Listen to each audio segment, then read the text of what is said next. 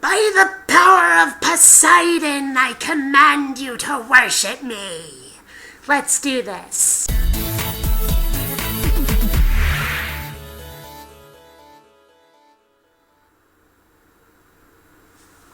Hi everybody, BionicDance here. So, one very common misconception among religious people, usually the ones who are hating on atheists, is that atheists are only non-believers because we don't like God, because we're angry at God, because we're bitter in some way or other. And that's just simply not the case. Many of us are atheists, most of us are atheists, because we see no proof, no evidence of God's existence. That's why we're atheists, because to us, the existence of God is just plain not apparent.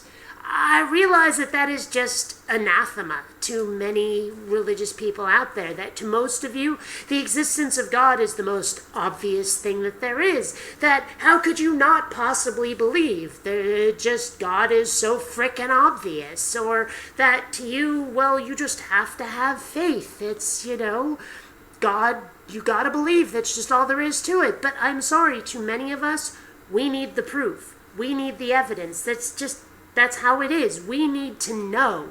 We can't have faith. We can't believe. We need knowledge. That's just how we're built. Sorry, we can't do the belief thing. We gotta know. We gotta have something solid to believe in God.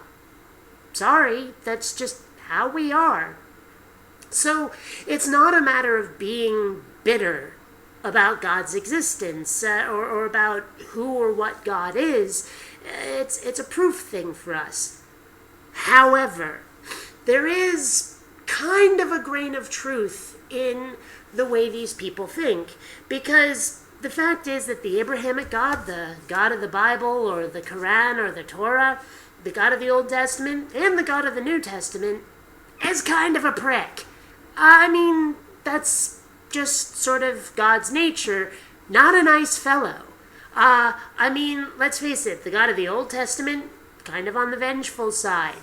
Not a very nice fellow. I mean, what was that one, Lot's wife, I think it was, turned around because she was slightly curious? Poof! Pillar of salt. For being curious. I mean, someone wanted a little bit of knowledge, wanted to know what was going on, and she loses her life, becomes mineral for it. How obnoxious is that? God of the Old Testament commands a guy to kill his own son, to cut the dude's heart out, tie him down on an altar. Guy's spread eagle on a stone slab. His dad's coming at him with a knife, going, "Dad, what the fuck are you doing? Kid's gotta be terrified." And the guy is in this religious fervor going, "I'm going to cut my son's heart out because the man in the sky told me to." And the next thing you know, God says, no, just a prank. Don't actually do it. I was just testing your faith. Come on. Who's going to worship someone like that? That is not the behavior of someone who's nice. That is not the behavior of someone who loves you. That is the behavior of someone who's, number one, not very certain of himself, who's obviously got some sort of inferiority complex, who's like, I gotta make sure my people really love me, because I don't feel loved, I gotta test them all the time. And someone who's omniscient, by the way, should know whether or not they're loved. Shouldn't have to be doing all these tests all the time. It's just not a very nice person. And then they're like, religious people are like, well, but that's the Old Testament. We don't have to be worried about the people who were killed in the whole Noah's Ark thing, the big flood. Sure, all those people, those folks who weren't worthy, yeah, they were wiped out and, God started over and all this crap. That was the Old Testament God. But Jesus changed everything. And now we have this New Testament. But wait a minute, okay, so there was this whole original sin thing that needed to be wiped clean. But again, we have this omniscient, omnipotent, omnibenevolent God, and the best way he could think of to wipe clean the slate was to send down someone who was himself, but also his own son, and have him tortured for 3 days, or however long it took, and then have him resurrected and all this stuff. And that was the only way he could think of to wipe the slate clean. He's supposed to be all-powerful. Couldn't he just do it? Did it have to be torture porn? Really? That was the best thing he could think of.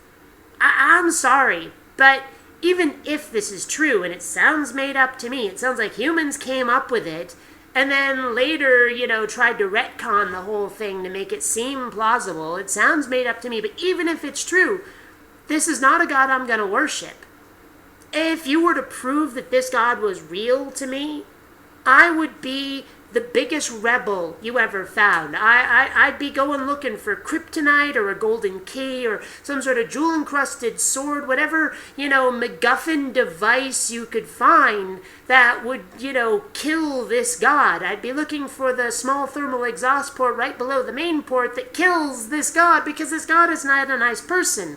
I'd be trying to wipe out this God. Now, don't think for a moment that I'm singling out the Abrahamic God.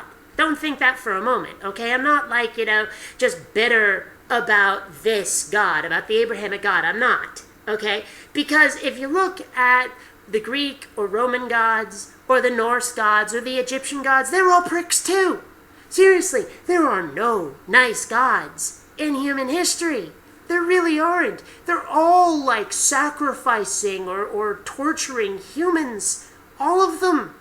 And they're sacrificing and torturing themselves too. Look at all these legends, they're like killing their own kids. I mean, gods are having kids, number one, which has got to be the weirdest thing in the world. I mean, imagine the delivery of a god, some goddess has herself a god baby. Imagine the delivery room. I don't even want to think about it. Probably whole universes are getting destroyed in her labor pains. But even so, then there'll be a God who says, well, you're not obeying my commands, little godling child, and thus I shall torture you for eternity, and thus was born the next galaxy over from ours, and all this shit is going on, and they're just not nice people. In fact, the only time that humanity has come up with, decent gods, because again, I think all these gods are imaginary, all of them. I've never seen any proof for any of these gods to be real. Again, you Christian types think I'm singling out your God for this shit, and I'm not, okay? Again, Greek, Roman, Norse, Egyptian, all of these gods, I think they're all fake, all of them, not just yours. Okay? And I think they're all pricks, not just yours. I mean, maybe like Aphrodite, goddess of love or something, might be a nice chick. I don't know. I'd have to read up on her a little bit more. But most of them are jerkwads. Okay? But the only time I've ever heard of a reasonably nice God is when, humans have come up with fiction, like admitted fiction, where they go, this is definitely not real. We made this up. It's like a fantasy story, okay? It's in the sci-fi fantasy section of the store. Like, we are flat out admitting this ain't real. You guys keep claiming your Bible and shit is real? Well, we're saying this is fiction. This is just a story. This is like a fairy tale on steroids, okay? That's what they're saying this is. It's, sci-fi fantasy stuff. Here we go. Fake stuff. There's like gods in here that are reasonably okay. They're okay people. Oh, and there's a few that are also pricks, but they're the ones that get killed at the end. Sorry, no spoilers. They get killed at the end. But still, point is, that's the only time I ever hear of gods that aren't pricks. I'm just saying. So, yeah, if your God was real, and if you proved to me that your God was real, I still wouldn't worship. Because your God is a prick. If your God wasn't a prick, if your God turned out to be actually kind of nice, well, maybe you'd find a worshiper out of me. So, being a believer and a worshiper, separate issues. Entirely separate issues. A lot of religious people seem to think they'd be the same thing. Like, if you could get me to believe, I'd also be a member of your religion. I'd also be a worshiper. And it ain't true. Separate things. Okay? I'm not going to worship just because I believe. If you get me to believe, I might still go, yeah, but I'm the enemy still. That could happen. If your God shaped up and started behaving, then you might actually find me on your side. So, yeah, I think a lot of things get taken for granted in this whole, religion, atheism, debate, argument, fight, whatever you want to call it.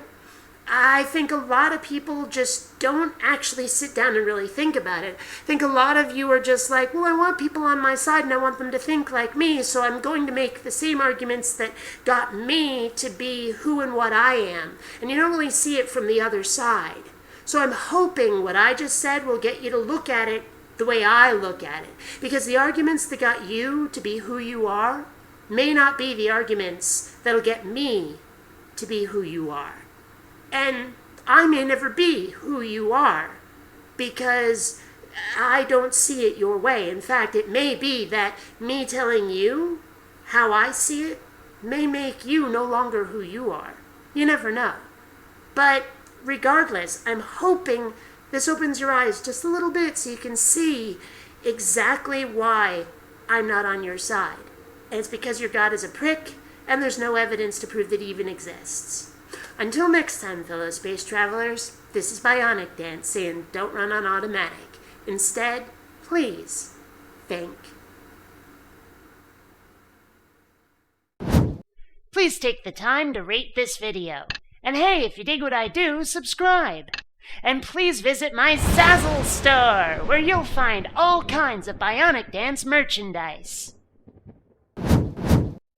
People not subscribing to BionicDance is one sign of the apocalypse. Save us all. Subscribe now.